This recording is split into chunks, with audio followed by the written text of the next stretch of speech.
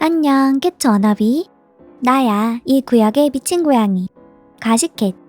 오늘은 할리우드에서 일어난 대반전 스캔들을 파헤쳐볼 거야. 지난번에 시켓이가 올린 영상 워너비들도 봤지. 블레이크 라이블리와 저스틴 발돈이 영상 말이야. 처음엔 블레이크 라이블리가 비판을 받는 쪽이었어. 가정폭력을 다루는 영화에 너무 가벼운 태도를 보였다며 또 함께 출연한 배우 겸 감독 저스틴 발도니와의 불화설 때문에 블레이크는 캐티즌들의 비판에 한몸을 받았지. 하지만 시간이 지나면서 상황이 뒤집혔어. 지금은 저스틴 발도니가 대중의 문매를 맡고 있는 상황이야. 블레이크가 고소를 진행하면서 발도니의 부적절한 행동이 드러났고 여론의 흐름이 완전히 바뀌었다고 해. 도대체 이들 사이에 무슨 일이 있었던 걸까?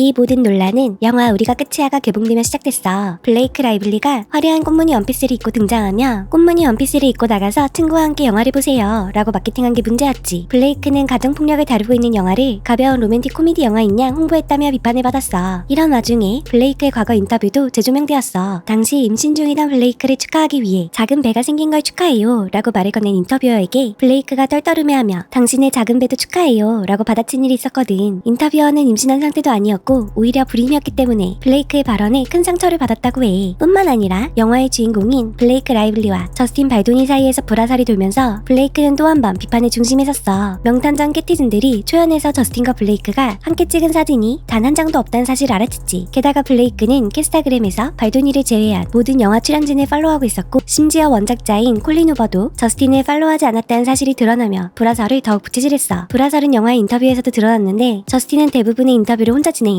블레이크와 다른 출연진들은 저스틴에 대한 질문이 들어오면 이를 무시하거나 엉뚱한 대답을 했지. 두 사람은 직접적인 불화에 대한 언급을 하지 않았지만 영화 제작 경험에 대해 서로 다른 의견을 털어놓았어. 저스틴은 블레이크가 적극적으로 영화 제작에 참여했다고 칭찬했지만 블레이크는 의견 차이가 있었다고 언급했거든. 한 소식통은 블레이크가 창작자로 인정받고 싶어하며 저스틴에게서 영화의 통제권을 빼앗으려 했다고 TMZ에 전하기도 했어. 또 다른 소식통은 데일리 메일에 모두가 블레이크 라이블리를 약간 두려워했다고 밝혔어. 그리고 블레이크가 저스틴을 멀리한 이유가 TMZ를 통해 공개됐는데 영화에서 저스틴이 블레이크를 공중으로 들어올리는 장면이 있었고 저스틴의 허리가 좋지 않아 촬영 전 트레이너에게 블레이크의 체중과 어떻게 하면 허리를 다치지 않고 촬영할 수 있을지 물었대. 블레이크는 이 사실을 알고 저스틴이 자신을 바디쉐이밍했다며 큰 불쾌감을 느꼈다고 해. 그뿐만 아니라 저스틴과 블레이크의 키스신이 너무 오래 지속되자 블레이크가 또 한 번 불편함을 느꼈다는 게 지금까지 밝혀진 이유였어.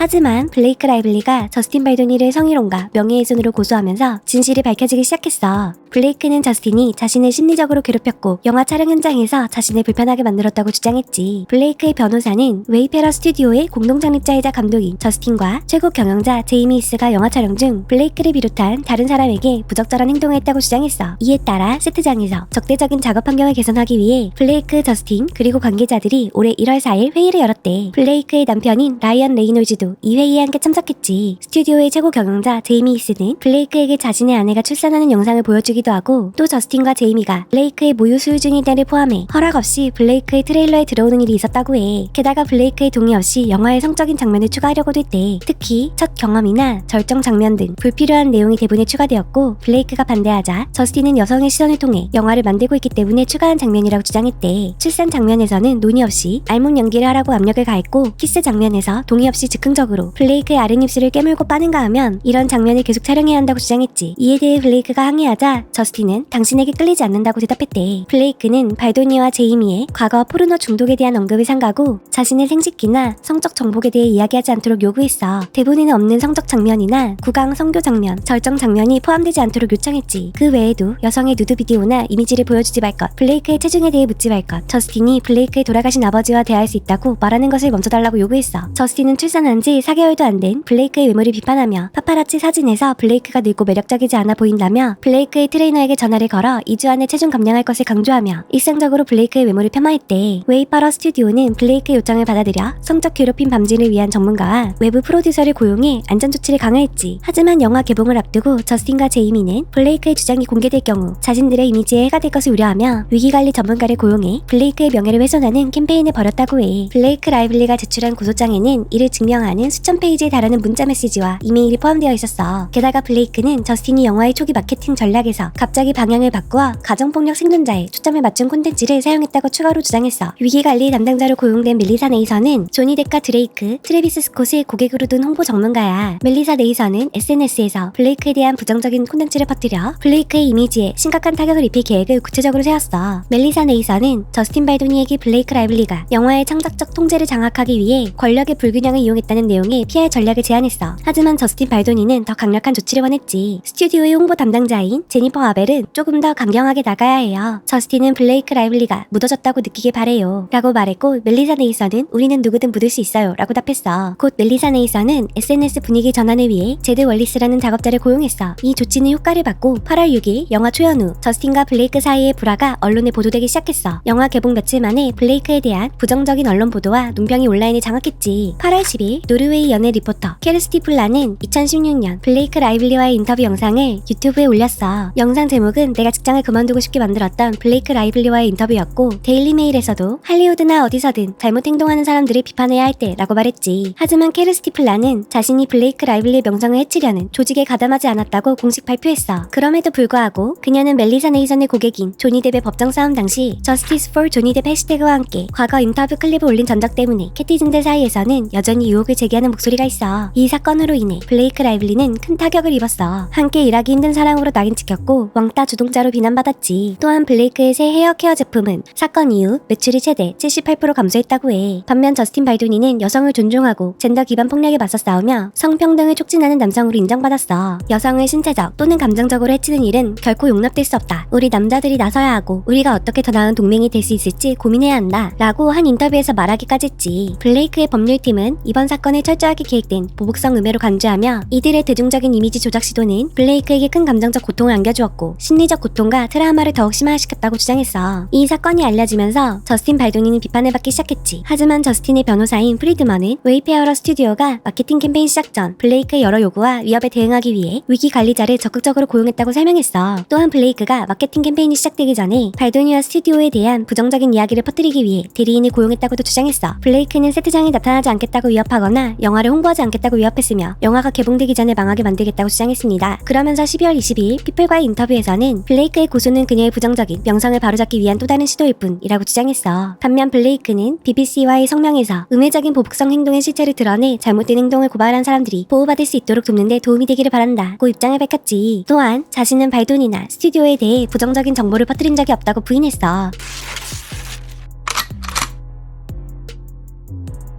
이건 끝이야의 원작자 콜린 후버는 12월 21일 인스타그램 스토리를 통해 블레이크에게 따뜻한 칭찬을 남겼어. 블레이크 라이블리, 당신은 우리가 만난 그날부터 진실되고 친절하며 지지적이며 인내심이 있었어요. 그런 사람이 되어줘서 고마워요. 그리고 블레이크와 함께 영화를 찍었던 청바지 돌려입기의 배우들이 공동 성명을 발표했어. 20년 넘게 블레이크의 친구이자 자매로서 블레이크의 평판을 무너뜨리려는 캠페인에 맞서 싸우는 블레이크를 지지합니다. 가장 충격적인 건 안전을 요청한 여성을 침묵시키려고 가정폭력 생존자의 이야기를 악용했다는 것입니다. 블레이크처럼 강하고 유명한 여성이라도 안전한 작업 환경을 요청했다고 강력한 보복을 받는 현실에 충격을 받았습니다. 그 외에도 블레이크 라이블리와 영화를 함께 촬영한 부탁 하나만 들어줘의 감독 폴 피그, 에이미 슈머, 기네스 펠트로 등이 블레이크 라이블리에 대해 지지하는 글을 올렸어. 현재 저스틴 발도니는 이 사건으로 인해 기획사에서 잘린 상태야. 블레이크 라이블리도 해당 소속사에 속되어 있지. 이 사건으로 지금 미국에서 큰 논란이 일고 있어. 블레이크 라이블리 인스타에는 여전히 과거에 비난하던 댓글이 남아있지만 이제는 응원하는 댓글도 새로 달리고 있어. 하지만 여전히 팀 저스틴과 팀 블레이크가 갈린 것처럼 보이네. 워너비들은 이번 사건에 대해 어떻게 생각해? 엑소엑소 가시켓.